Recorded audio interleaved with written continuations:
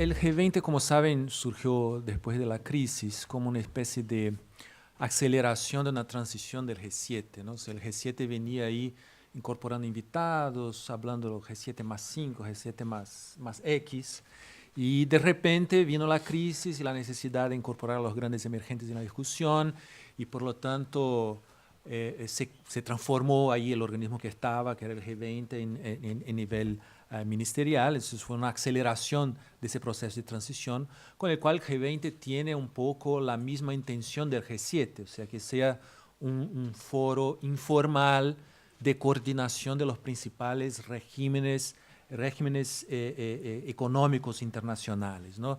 Algo que formalmente no se podría hacer jamás. No podrás llegar en un foro y decir, bueno, ese 7 o ese 20 van a ser las decisiones principales, pero que en definitiva es muy efectivo, porque una vez que se discute un tema y que hay un acuerdo, por el peso que tienen esos países, es muy difícil que un organismo internacional no siga o que ellos no sean capaces, adentro de los procesos decisorios normales de esos organismos, imponer esa decisión de alguna manera, ¿no? Entonces, cuando después de la crisis se decide que se va a ampliar el capital del FMI, se va a ampliar el capital del Banco Mundial, se decide en el G20 y después, bueno, se va al board del FMI, al board del Banco Mundial, por los procesos normales y por el peso que tienen esos países, la decisión, sorpresa, es la misma que tiene el G20, ¿no?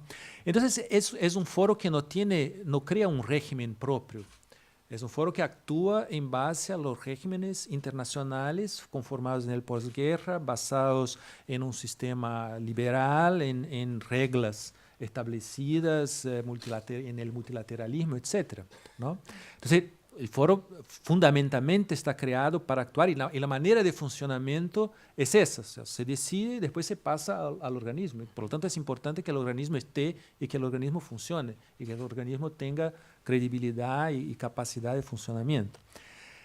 Todo eso ya venía un poco bajo cuestionamiento a la luz de, digamos, si es un organismo que depende de los regímenes, es decir, los regímenes son las bases de la globalización. Cuando, digamos, los temas de la globalización empiezan a ser cuestionados, esos regímenes son cuestionados y eso ya venía de cierto tiempo. El Brexit sonó el alarme de manera muy clara y la reacción inicial del G20, los ministros, era decir, bueno, necesitamos explicarle a la gente que no entiende cómo eso es importante y cómo el libre comercio funciona y cómo todo. O sea, había un cierto grado de negación en el sentido de no ver que algún tipo de problema hay. A la salida inmediata es decir, vamos a convencerlos porque no entienden y tenemos que explicarles para que entiendan que es de su interés que sea así. Lo que pasa es que con la elección de Trump, eso vino para dentro del grupo. Y ahí el grupo ya no podía más tener ese discurso. En Hamburgo, o sea, si no hubiera la elección de Trump, Hamburgo sería un discurso de cómo vamos a incorporar esa preocupación. Ahí el debate sería, vamos por la línea de decir, sabemos lo que es bueno, simplemente tenemos que explicarles, o darle un espacio a que realmente hay algún tipo de problema que tenemos que tratar, la desigualdad y todo ese tema de inclusión que ya venían creciendo adentro de la discusión del grupo, que era un esfuerzo de reconocer que hay problemas y tratar de encontrar soluciones. Pero con la elección de Trump, eso viene para dentro del grupo. Entonces, el ejercicio de Hamburgo, que bien caracterizaba Pedro, que hay mucho el no dicho, muchas veces en la discusión yo dije, mire, si nadie dice afuera de la sala que estaba esa palabra, yo puedo aceptar el texto sin esa palabra, porque ahí no van a saber qué fue lo que se sacó y el texto parece bien como queda al final, ¿no? Solo para darles un ejemplo, en determinado momento el representante de Estados Unidos defendía que la referencia en el párrafo de comercio debería ser no al sistema multilateral de comercio, sino a un sistema internacional de comercio, para tener la idea de cómo en la guerra de las palabras se estaba expresando el cuestionamiento del orden.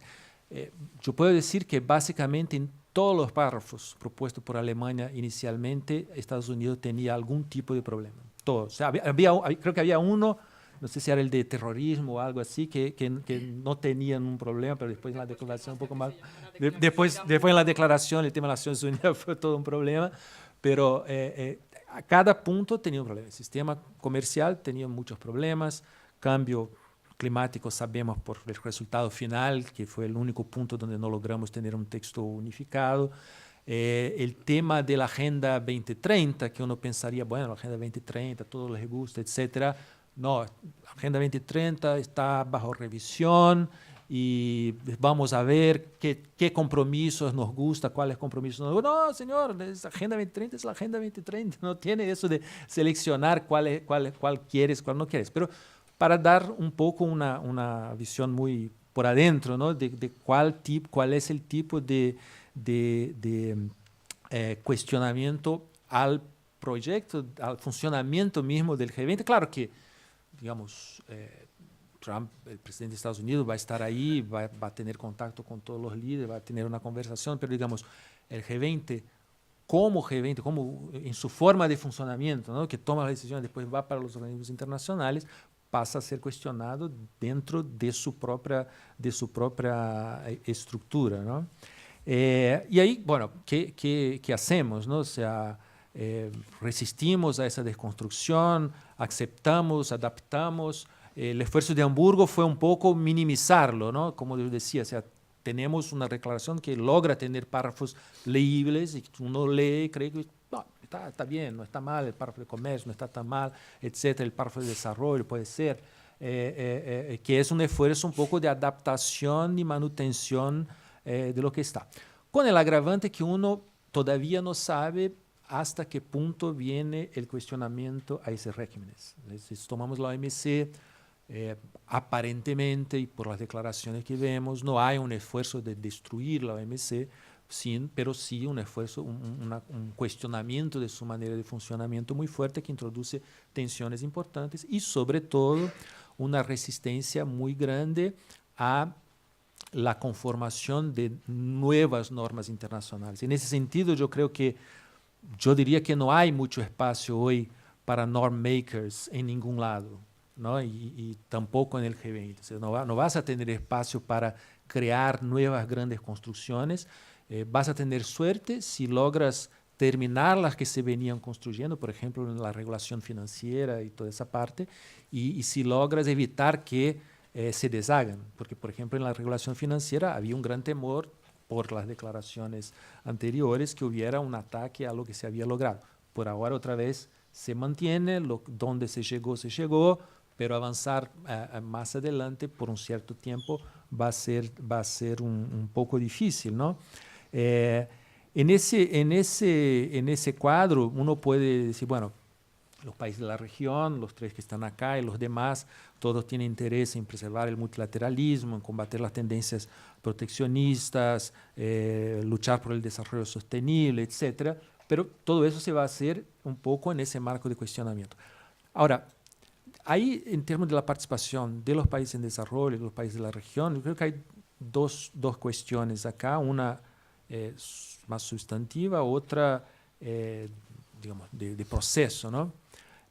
La sustantiva es que esos problemas, no el de Trump específicamente, pero el problema que ya existían de cuestionamiento, vienen justamente de la incorporación de los grandes países emergentes en el orden. O sea, el G20 incorpora esos países porque no se puede más tomar decisiones sin ellos, pero eso genera tensiones muy grandes entre los que estaban acostumbrados a tomar las decisiones y los que están entrando y quieren participar de esa toma de decisiones. Y eso está claro en la discusión de los cupos en el FMI. O sea, se logra un primer movimiento, pero inmediatamente cuando se va a pasar al segundo movimiento, Europa lo tranca y resiste de manera tremenda y Estados Unidos tarda 3, 4 años para ratificar la reforma que había y ahí se para el tema. Y si pensamos en comercio, el malestar en los países desarrollados viene de que, bueno, ahora tienen que competir con otros países que también evolucionaron, que están compitiendo, que viene China, que viene México, que viene Brasil, etcétera, ¿no? Entonces, o sea, pensar que se puede tener una agenda muy fuerte y llegar a grandes conclusiones es difícil. En ese sentido, yo creo que, claro, la opción de Argentina por decir, bueno, está el tema de infraestructura que ya venía con un cierto histórico de tratamiento que sigue siendo un problema real, vamos a ver qué se puede hacer. El tema del futuro de trabajo, skills, etcétera, es algo que todos tienen, que puede ser una agenda convergente, entonces vamos a ver si ahí por los puntos de posible convergencia se puede avanzar mientras se resiste en el otro y se evita que se desarme, ¿no? Ahora, el tema más procesual en términos de participación, digamos, de la región, etcétera, es que el G20 no es un foro con mandato, por no ser un foro formal, no es un foro de constituencies, o sea, yo no represento a nadie, yo no tengo mandato de nadie, salvo de Brasil, así mismo, ¿no? Hasta cierto punto, ¿no? Entonces, siempre ha sido, es una preocupación antigua, ¿no? ¿Cómo puedo, de cierta manera, representar a la región, etcétera? Porque yo no tengo mandato para eso y, digamos, Bolivia o Chile no están de acuerdo que yo diga ahí que es así porque Chile o Bolivia quieren, no. ¿No? Claro que hay una expectativa de representación por conocer, por saber cuáles son las circunstancias, cuáles son las preocupaciones. Hay una expectativa que México, Argentina, Brasil, de cierta manera, representen en un cierto sentido la región, pero al no tener un mandato formal, los países que están de afuera siempre también tienen una actitud muy ambigua sobre eso, ¿no? Porque no quieren tampoco darle un mandato. No quieren ir a una reunión, aun cuando la UNASUR funcionaba en esa área. Tuvimos algunas reuniones, cuando yo estaba en Track Finanzas antes, tuvimos algunas reuniones de UNASUR y del Ministerio de Finanzas para explicar lo que estamos haciendo y escuchar. Mucha cautela, mucho cuidado de todo, porque tampoco yo que no estoy quiero darle un mandato para que Brasil vaya y diga que está hablando en mi nombre, ¿no? Porque como no hay una representación formal. Entonces hay una dificultad procesual para ese ejercicio. Yo creo que lo que se puede hacer es lo que dice Pedro, o sea, hay que escuchar lo que quieran, lo que estén dispuestos a transmitir y, bueno, tener buen senso, no sé cómo se dice en español, para traducir hasta cierto punto lo que uno ve alrededor, lo que está pasando y ver cómo eso puede refletirse en el ejercicio. Gracias. Bueno, muchísimas gracias.